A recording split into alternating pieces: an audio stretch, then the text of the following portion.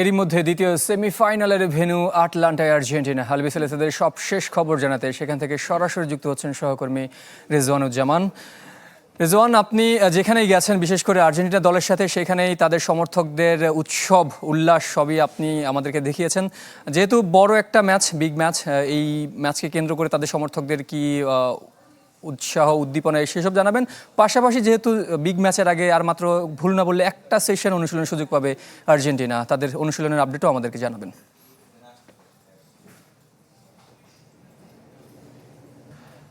ধন্যবাদ আপনাকে সাগর। আমি আছি ক্যানসাসে এবং গতকাল রাতেই কিন্তু আর্জেন্টিনা দল এই শহরে এসে পৌঁছেছে, গভীর রাতে এসে পৌঁছেছে আসলে তারা। এবং ক্যানসাসে আসলে শেষ অনুশীলন করেই আটলান্টায় এসে পৌঁছেছে। আটলান্টায় আর কিছুক্ষণ পরে, এখানকার সময় আর ঘন্টা দেড়েক পরে কিন্তু তাদের অনুশীলন শুরু হবে এবং সেমিফাইনালের আগে শেষ অনুশীলন কিন্তু তারা করবে এই আটলান্টাতে। এবং ক্যানসাসকে তারা বিদায় জানিয়ে এসছে শেষবারের মতো। আর যেখানেই যাক বিশ্বকাপে তারা আর ক্যানসাসে ফিরবে না, সেটা নিশ্চিত। আর সব মিলে যদি বলা যায় যে আসলে আর্জেন্টিনা দল যেখানেই গেছে, সমর্থকরা তাদের সঙ্গে গিয়েছে। কালকেও টিম হোটেলের গভীর রাত পর্যন্ত তাদের অপেক্ষা আমরা দেখেছি। ঠিক একইভাবে আমরা দেখেছি যে আসলে নিরাপত্তা কর্মীদের আসলে কড়াকড়ি।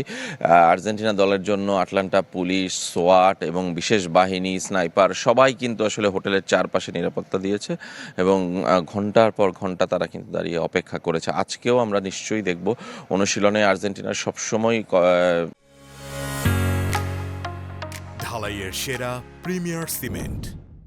নিরাপত্তার বাড়াবাড়ি থাকে, কড়াকড়ি থাকে, সাংবাদিকদের জন্য কয়েক ধাপের চেক থাকে এবং প্রবেশ করা এবং বের হওয়ার ক্ষেত্রেও নানা ধরনের নিয়ম থাকে। সেটা আর্জেন্টিনা দলের জন্যই আমরা দেখেছি বারবারই।